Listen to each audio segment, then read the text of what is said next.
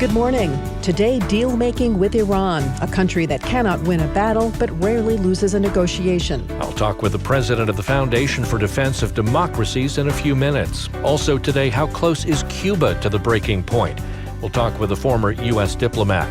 And a legal challenge that could reshape how IVF clinics handle human embryos.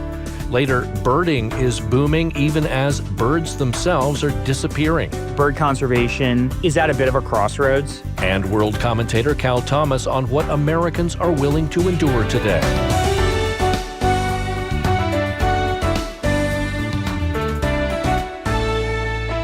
It's Tuesday, May 26th. This is The World and Everything in It from listener-supported World Radio. I'm Mary Reichert. And I'm Nick Eicher. Good morning. Time now for the news with Kent Covington. The U.S. military hit targets in southern Iran Monday. American forces hit missile launch sites and 2 Iranian boats spotted placing mines off the coast. U.S. Central Command says the strikes were self-defense. The Iranian boats had moved in on U.S. ships, and a surface-to-air missile site nearby had locked onto 2 American warplanes. Central Command spokesman Captain Tim Hawkins said the U.S. is still, quote, using restraint to keep the April ceasefire in place. Hours before the strikes, Secretary of State Marco Rubio provided this update on peace talks. We have what I think is a pretty solid thing on the table in terms of their ability to open up the straits, get the straits open, enter into a very real, significant, time-limited negotiation on the nuclear matters. And hopefully we can pull it off. It has a lot of support in the Gulf. It has a lot of support globally. Iran's foreign ministry said Monday that the 2 sides have settled large portions of the framework, but warned that an agreement still is not close. President Trump on social media said negotiations are still proceeding nicely. The president is also pushing to expand the Abraham Accords. He's calling on Saudi Arabia, Qatar, Pakistan, Turkey, Egypt, and Jordan to normalize relations with Israel as part of any final deal. The Abraham Accords brought together Israel and 4 Arab and African nations during Trump's first term. Pakistan has already rejected the idea, pointing to its long-standing position on Palestinian statehood. In Washington, Republican lawmakers are butting heads over a funding bill President Trump is calling on Congress to pass. World's Harrison Waters has more. Senators left town last week for the holiday weekend without passing a funding bill for immigration enforcement agencies, and House Republicans aren't happy about it. Florida Congressman Byron Donalds. We were more than prepared and ready to do so, and then senators, for whatever reason, they got distracted. Doesn't make any sense to me. A handful of Republican senators balked at passing the reconciliation bill after the Justice Department announced a nearly $2 billion fund to compensate victims of alleged Biden-era political targeting. Majority Leader John Thune decided to reschedule a vote to next week. Some House Republicans object to the idea of the government potentially compensating January 6th rioters, but many more are concerned about missing President Trump's request to sign ICE funding into law by June 1st. Once the Senate approves the budget bill, the House can vote to send it to the president's desk. Reporting for World, I'm Harrison Waters. Officials in Southern California say the threat of a chemical tank exploding is over. The tank at an aerospace plant in Garden Grove near L.A. started overheating on Thursday, forcing some 50,000 people from their homes. The tank contains methyl methacrylate, a chemical used to make aircraft plastics. It is flammable and toxic if inhaled. Crews verified overnight that the chemical had cooled. Orange County Fire Authority Division Chief Craig Covey. Our members went into that exclusion zone again to validate what we were seeing and get those temperatures. The crack is there. We have verified that it's there, and the tank has released its pressure. But officials are not giving the all clear just yet. The tank has not leaked, but interim Orange County Fire Chief T.J. McGovern says the public is still at risk. We want to be clear that the evacuation zones are still in play. Please abide by those evacuation zones. There's no timeline yet for when residents can return. Healthcare workers in eastern Congo are at high risk, facing 2 very real dangers amid a rare Ebola outbreak. World's Kristen Flavin has that story. The gravest threat is, of course, the virus itself. The disease has now killed more than 220 people, with suspected cases nearing 1,000, and some healthcare workers themselves have been infected. At least one Congolese doctor has died. In neighboring Uganda, 3 more health workers have tested positive, and there is no vaccine for the particular strain that is spreading. But the other threat to healthcare workers is the people they're trying to help. In the city of Bunia, at the heart of the outbreak, residents are pelting aid workers with stones, calling Ebola a hoax, and locals have torched at least 2 treatment centers in the past week alone. For World, I'm Kristen Flavin. Rescue workers in the Philippines are racing to find 17 people still trapped under the rubble of a collapsed hotel. The unfinished 9-story building came down before dawn Sunday in Angeles City, north of Manila, after a fierce thunderstorm. At least 4 people are confirmed dead. Most of the missing are construction workers who were sleeping on the ground floor. 3 were pulled out alive on Monday. Officials are still hoping to find more survivors, but rescue teams are moving very carefully through huge concrete slabs held up by twisted scaffolding.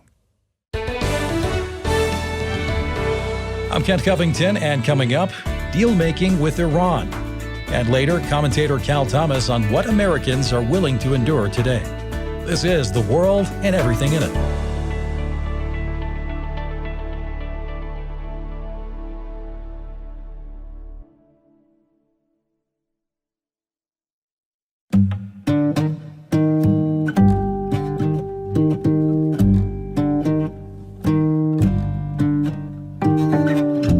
It's Tuesday, the 26th of May. So glad to have you along for today's edition of The World and Everything in It. Good morning. I'm Mary Reichert. And I'm Nick Eicher. First up, the Iran negotiations.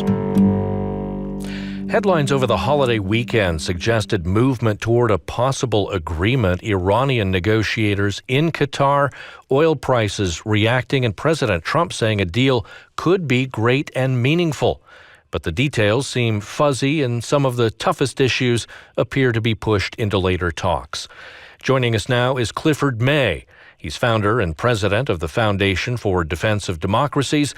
He's also a former journalist and foreign correspondent who has reported from Iran and across the Middle East. Cliff, good morning to you. Nick, good to be with you. Well, when you strip away all the diplomatic nuance we've heard over the holiday weekend, what we heard in media reports, what do you think that we're actually looking at here? Is this beginning to resemble a genuine peace agreement, or maybe more of a temporary off-ramp? What do you think about that? I would say, Nick, neither of the above. I think it's very important to understand who we're dealing with here. These people are self-proclaimed jihadis. They don't believe in peace with infidels. They may be convinced that a ceasefire is in their interest. They may want money because they don't have much right now. If they can get some money and make some concessions, they may be willing to do that. It's not entirely clear. Let me be honest with you. The off-ramp is I can't stand the phrase. There's no such thing as an off-ramp from wars. Again, what we're negotiating here is a possible cessation of hostilities temporarily that might be in the interest of both parties. And if there is an agreement, it could also disappear an hour afterwards. I think I can stipulate to the idea of no off-ramp. And as you were suggesting, I'd like to delve into this a bit. Who's buying time, do you think? Is this Washington or is this Tehran? Well, both have an interest in it, and it's a matter of who is tougher on this. Why? Because, as you know, the Strait of Hormuz is not open for traffic, and that's having real impact on the global economy. Meanwhile, as I mentioned, the regime in Iran has been cut off from revenue. At a certain point, that becomes very difficult for the regime in that they can't pay salaries to, for example, the pilots of the fast boats that go out on essentially suicide missions during when you're doing a ceasefire into the Strait of Hormuz. To either drop mines or board ships or do other things, they need to be able to pay them. But what you have to understand here is that these are people who say the way we win wars is we have to be willing to accept bloodshed, conflict, pain, possibly martyrdom. We should celebrate if we get killed. And if this means our people get killed, and any number, that's fine with us. If our people starve, that's fine with us. We'll just blame the U.S. for that. So that's what's going on. The regime in Iran, who's ever ruling it, we can talk about that too, they're saying we can hold out. We're tougher than Trump is. He'll blink before we do. And Trump's thinking, okay, I'm not going to blink so easily, but let's see if I can't work out a deal that helps me, even though I have to help them, but not too much. I don't want to read too much into this, and this is why I want to ask the question this way. Do you read much into the fact that the reporting that we're getting is that the first thing we're talking about is ending the fighting or keeping the fighting in that stopped mode and reopening the shipping routes, but not yet fully addressing the nuclear program of Iran? Is there some significance to that? Well, the significance is that the regime doesn't want to address that at all. What they think is, okay, we got you over a barrel with the Strait of Hormuz. That's our trump card. We're going to play it. The basics is, okay, the regime will let ships sail through the Strait of Hormuz, and the U.S. will stop the blockade of Iranian ports. And so it's Hormuz for Hormuz, and then everything else to be negotiated later. In addition, they'll make more money if the strait is open and no longer blockaded, so they can do all the things they do: build missiles, build drones, build and rebuild enrichment facilities under mountains, support terrorist proxies, Hezbollah, Hamas, the Houthis in Yemen, Shia militias in Iraq, all of that and more. Long negotiations benefits them as they see it because they just drag it out and wear you down. They never win on the battlefield, but they almost never lose at the negotiating table. Ooh. If we look back 6 months from right at this point, when we look back here, what will tell us whether this was a genuine turning point or simply an intermission before a lot more hostilities? Yeah, if this doesn't work out the way we would really like, it still can be seen as what the Israelis have long called mowing the lawn, right? Mowing the lawn means you set your enemies to be back, but put the lawnmower away in the garage, make sure it's got gas because you're going to need it again. That may be what this ends up as. It won't be useless by any means, but it won't be a turning point by any means if the regime is still in power and still has, as it will, what it calls its Islamic revolutionary ambitions. And that's the goal of the jihad. That's what the regime is all about. Very hard for a revolutionary regime like that to say, you know what, we changed our mind. What we want is to give our people the best darn health care plan in the Middle East. And they should be able to retire at 65 with security. That's not what this regime is about. Clifford May is founder and president of the Foundation for Defense of Democracies. We appreciate your work over there, and thanks for making time for us. My pleasure. Coming up next, pressuring Havana. Cuba's economy has been sliding for months. More blackouts, more shortages, more strain. Now the U.S. is turning up the pressure, moving an aircraft carrier strike group into the Caribbean and bringing new charges against Raul Castro, the 94-year-old former president. World's Lindsay Mast has more. I reached out to Charles Shapiro. He is a former U.S. ambassador to Venezuela. During his more than 3 decades at the State Department, he also served as the coordinator for Cuban affairs. I noted the similarities between the Cuba indictment and military buildup and the days preceding the extraction of Nicolas Maduro in Venezuela. One key difference is that Raul Castro is not the current leader of Cuba, at least not officially. I asked Ambassador Shapiro what other differences he sees. I mean, both of them had bad governments, but Cuba has had terrible government since 1959. The Communist Party of Cuba and the Cuban government outlawed the entire private sector. The only independent institution in Cuba is the Catholic Church. There's a growing number of Protestant, mainly fundamentalist churches, but they are not organized and they're not recognized by the government. They're not building churches and opening schools and doing the sorts of things that you see churches, Protestant churches, do around the world. You've heard the president when he's running, that we don't want to do nation building. And Cuba, if there's a change, will need nation building. They've got to reconstitute the court system. They've got to reconstitute the education system. They've got to find a way for churches to build church buildings. They've got to change the law. They've got to recreate the entire structure for having elections. They need all the sorts of stuff which the Trump administration says it doesn't want to do anywhere. They need help building democratic institutions in a country where there are none.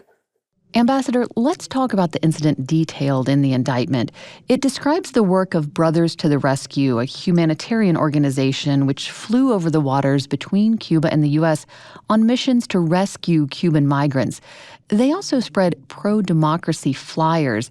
And then 2 planes were shot down over international waters, killing 4 Americans. Now, you took over as director for Cuban affairs 2 years later, and you told me it was still being talked about at that time. Oh, absolutely. Look, your description of Brothers Rescue is pretty accurate. There's huge migration by sea from Cuba to the United States in the late 80s and early 90s. Mostly in boats that were homemade boats that were not seaworthy, that people, lashing together inner tubes and putting something on top of the inner tubes and trying to cross 90 miles. And it is not easy, and lots of them lost their lives. So this group called Brothers to the Rescue, Hermanos al Rescate, had Cessnas. They would fly out, identify, there's people in the water, there's a boat here, there's people in the water there, and pass the information to the United States Coast Guard so the Coast Guard could rescue them. And we were issuing 50,000 visas a year to Cubans to come to the United States. The idea was to prevent people from trying to take that unsafe passage. So then there was fewer and fewer boats. And so they then moved to a more political mission and would drop pamphlets, international airspace, so that the wind would blow the pamphlets into Havana. And I have to tell you, that irritated the Cubans unbelievably. We, the United States, the FAA, had actually warned them, said, this is really dangerous. And they said, that's our freedom as Americans to do this. And so 2 of the 3 planes were shot down over international waters. What do you hear from people you know in Cuba, people you know in Miami? What is their mentality at this point towards these incremental moves, it seems, towards potentially some sort of change in Cuba? Okay, listen, first of all, Cuban Americans want to see a change in Cuba. Right? For them, the country's a disaster. They've left. If you go to Miami, there's people who've just arrived 2 years ago, who are driving Ubers in Miami. People aren't happy. They're going hungry. 2 hours a day of electricity in Havana, 2 hours a day with planned blackouts. So it means if your electricity in your apartment comes on at 1 a.m, you've got to get up at 1 a.m. to charge your phone, charge your computer, and cook rice and beans for the day, right? Because you got to do it while the electricity is on. Government officials, they're living okay, but it's ordinary people who are really paying the price. Ambassador Charles Shapiro, as always, thank you for your time. It's always a pleasure. Thank you so much.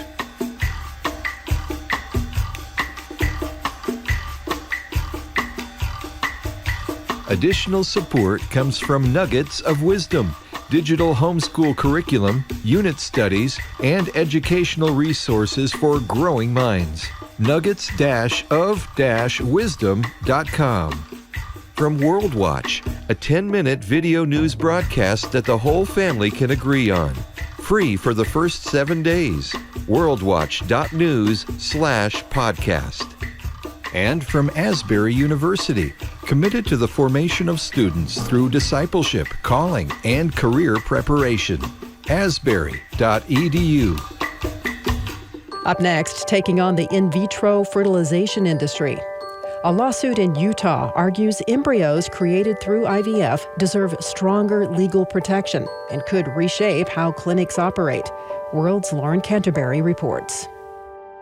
When Ashley Jensen and her husband began trying to get pregnant, they found themselves among the roughly 1 in 8 couples who struggle. Jensen's OBGYN ran some tests. When her blood work came back normal, the doctor made an unexpected suggestion. You can just go to the IVF clinic. And I was like, everything's normal, go to IVF. Those just don't go together. And Jensen worked as a nurse at her OBGYN's office and volunteered at a birth center. She knew enough about the complexities of reproduction to question why her doctor went straight to suggesting IVF. Medically didn't make sense to me. IVF providers perform hundreds of thousands of treatments every year in the United States. But some patients wish they had been given more information about the true odds of success. Many more say providers failed to explain how many of their embryos will die or be discarded before they can be implanted. The Utah-based organization Voice for the Voiceless hopes the new lawsuit will change that. Last month, the organization that ministers to women and couples considering abortion filed a wrongful death lawsuit against 7 Utah IVF clinics. A woman who underwent IVF joined the suit. Frank Myler represents the plaintiffs in the case. I don't think that there is an understanding of a lot of the parents exactly how many they are discarding. Most doctors will only transfer embryos considered normal after genetic testing. The Reproductive Medicine Associates Network says only about 25% of embryos created in a typical IVF cycle fall in that category. The remaining embryos either died shortly after fertilization or are discarded if genetic testing shows potential chromosomal abnormalities. While some IVF clinics may implant more than one healthy embryo at a time, most only choose to implant the embryo the doctor has determined to be the strongest. From there, patients may freeze the remaining embryos or discard those that they do not plan to implant. Very few, if any, labs are really choosing ethics over expediency and cost savings. There is, though, a way that you could do IVF that wouldn't violate Utah law. Though Utah only protects unborn babies from abortion after 18 weeks of pregnancy, the state protects all people's rights, regardless of age, development, condition, or dependency.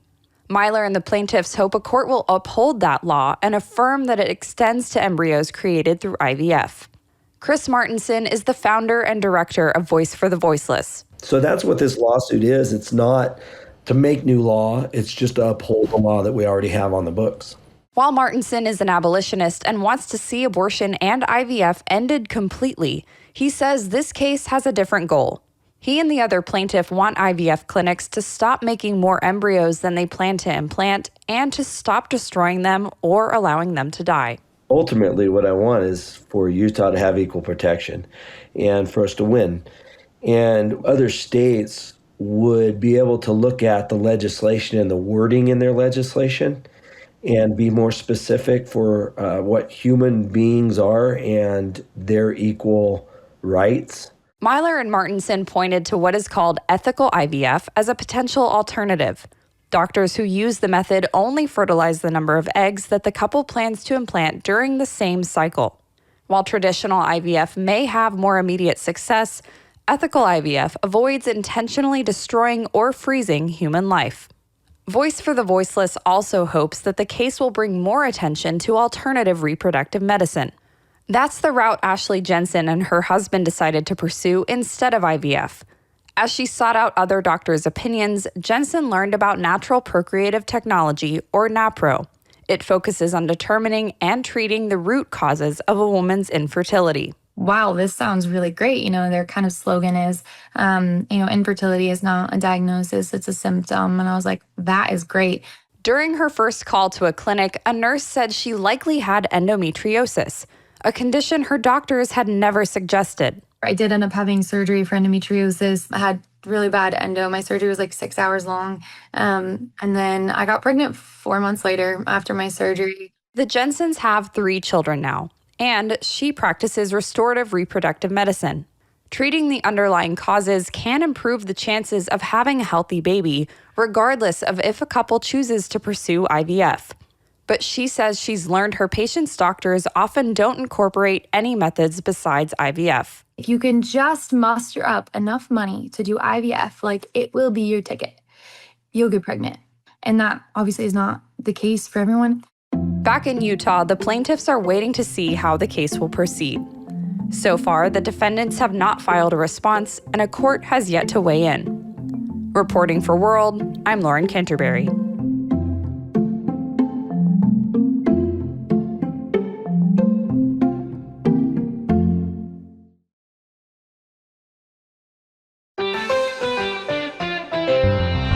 A diplomatic campaign celebrating America's 250th birthday has hit the streets of New Delhi.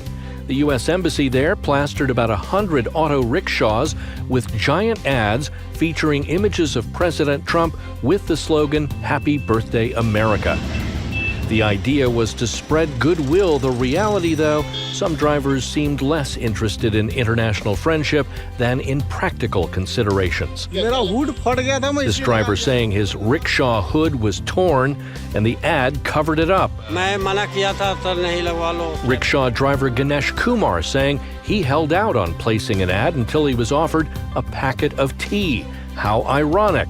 For a republic born from disputes over tea, taxes, and tyrants, 2.5 centuries later, we're still haggling over tea. It's the world and everything in it.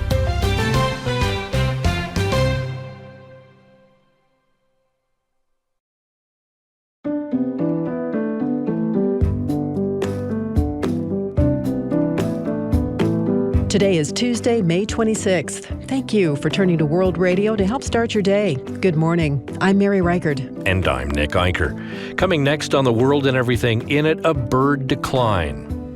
Birding is a popular pastime for many Americans, but there are far fewer birds these days to watch.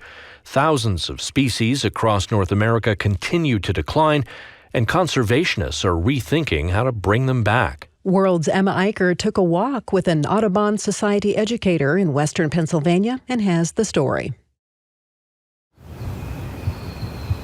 Chris Kubiak is armed with binoculars in his jacket pocket.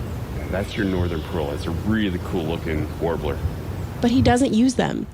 Instead, he bends his head and listens. And there's a hooded warbler that's making a loud chip note back there. Kubiak doesn't have to see a bird to believe it's there. He's encountered about 3,000 to 4,000 bird species over his lifetime, and now he mainly birds by ear, identifying them through sound alone. I'm better with bird language than human language, so I don't know why that is, but that is the case. So there's a bird behind us that just sang called a Tennessee warbler. Birding is the act of watching, or in Kubiak's case, more often listening, and appreciating birds. It's one of the fastest growing hobbies in the world. It grew significantly during the pandemic, when bored quarantiners set up feeders in their own backyard. Bird outings and related expenditures contribute about $279 billion to the economy each year. The recent surge in avian enthusiasm coincided with a crisis event. In 2019, Science magazine published a study that revealed a devastating population decline in North America. Since the 70s, nearly 3 billion breeding adults have disappeared across more than 500 species, ranging from house sparrows to the red-winged blackbird. And I think it was eye-opening for a lot of folks. Brant Ryder is a conservation scientist at the Bird Conservancy of the Rockies. He says the decline was the result of several factors, like habitat loss and pesticide use. But the biggest culprit? Domestic and feral cats, which kill up to 4 billion birds every year in the U.S. alone. Conservationists had known about bird population decline for decades, but this new study showed their efforts to reverse it just weren't working, and it brought the problem to the forefront of the public. From my perspective, bird conservation is at a bit of a crossroads. Ryder says the research forced a reckoning. I think we have faced a bit of a paradigm shift in bird conservation and tried to have this inward look and ask this question, are the things that we're doing, are they working, or do we need to do something different? So conservationists have been blazing new trails. One new strategy is an old one, to keep encouraging people to care more about the birds and maybe keep their cats indoors. A lot of people have responded to the call. There is a general appetite out there in the public for doing things that are beneficial to both not just themselves, but also for the greater good of the planet. And with birding on the rise, there's renewed interest in so-called backyard education. In these programs, homeowners are encouraged to plant native wildflowers to attract birds and other native animals. Ryder says his conservancy programs rely on volunteers, hired help, and birders. One activity is called eBird, where birders digitally log species they've encountered. Normal bird watchers, anyone who is out there bird watching, can create an eBird checklist. And that data is now being compiled and can be, again, used to track what's happening for the status and trends of these populations through time. Species often face unique problems, from environmental destruction to pesticide poisoning, and they require specific solutions. For example, some grassland birds in the Rockies face habitat loss, so Ryder's Conservancy is replanting native grasses. On the other hand, some birds are actually adapting to the changing environment, like the Baltimore Oriole. Here's Kubiak again. Historically, they've been very closely tied to elm trees, that we've lost a lot of our mature elms through Dutch elm disease, and there was a worry that they wouldn't adapt, but they've adapted just fine. Every year we're seeing that their numbers are increasing. For Kubiak, his job at the Audubon Society doubles as an educational opportunity and a reminder that humans aren't separate from nature. I think humans need to remember that we are a part of nature, we're part of the ecosystem, and this is how I connect to the natural world. But I think there's just, even if you don't want to be a bird nerd like myself, which I am, there's all sorts of great ways to connect to nature through birds, whether it's... Bird populations are still declining in North America. The 2025 U.S. State of the Birds report shows grassland birds have experienced the steepest losses. Science lays out practical rescue efforts for the future, challenging ordinary people to remember what stewardship of the earth really means. Reporting for World, I'm Emma Eicher in Western Pennsylvania.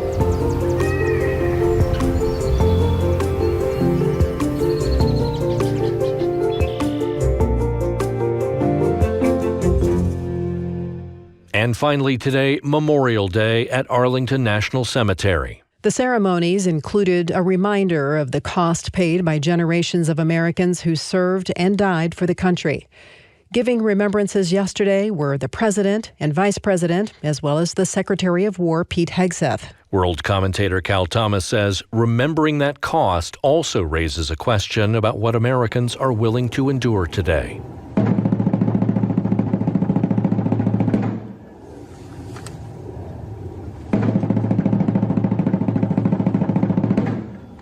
Before we hail the founding, we honor the fallen. Before we celebrate the triumph, we pay the tribute. Before we crown the victory, we count the cost. Count the cost. That phrase stayed with me over Memorial Day weekend. As Americans gathered at cemeteries and memorials around the country, I found myself thinking not only about those who served and died, but about the generations that came home and built the country afterward. We call them the greatest generation. But do we stop to think about what made them great? My mother used to tell me what life was like during World War II. I was too young to understand sacrifice at the time because sacrifice was simply normal life to me. Gas was rationed, so were many other things. Long road trips were rare. If families ran short on ration stamps, neighbors shared. And when those neighbors needed help later, the favor was returned. Neighbors knew neighbors. Neighbors helped neighbors. People accepted inconvenience because they believed something larger was at stake. But even those inconveniences were tiny compared to what others were being asked to give. Vice President J.D. Vance. Weddings that they never got to attend, children that they never saw grow up, daughters and sons that they never got to hug and kiss again, loved ones, husbands and wives. They traded every moment. The people back home gave up gasoline and comfort. The people on the battlefield gave up entire futures. That is the kind of cost Memorial Day calls us to remember. War Secretary Pete Hegseth. These graves are more than names and dates with a dash in between. Each grave marker is a story. The young American on the battlefield away from home, he stayed in combat. And that is what struck me as Americans debated the latest tensions involving Iran. Now I understand why many Americans are wary of foreign intervention. Many remember Iraq and Afghanistan and do not want another conflict in the Middle East. These are serious concerns. But I also heard something else. What about gas prices? And that question stopped me, because I wondered when we became so quick to measure national problems against our own convenience. Can we endure temporary inconvenience if the alternative is allowing a regime that sponsors terrorism to gain nuclear weapons? Previous generations endured far more. The Great Depression and World War II together consumed roughly 16 years of American life. 16 years. The generation we celebrate on Memorial Day did not become great because life was easy. They became great because they believed some things mattered more than comfort. As we move toward America's 250th birthday, perhaps that is something worth remembering. For World, I'm Cal Thomas.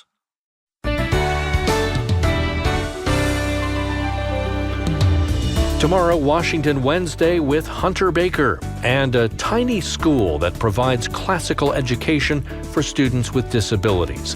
That and more tomorrow. I'm Nick Eicher. And I'm Mary Reichard. The world and everything in it comes to you from World Radio. World's mission is biblically objective journalism that informs, educates, and inspires. The Bible says, "Turn to me and be gracious to me, as is your way with those who love your name. Keep steady my steps according to your promise, and let no iniquity get dominion over me. Redeem me from man's oppression, that I may keep your precepts. Make your face shine upon your servant, and teach me your statutes."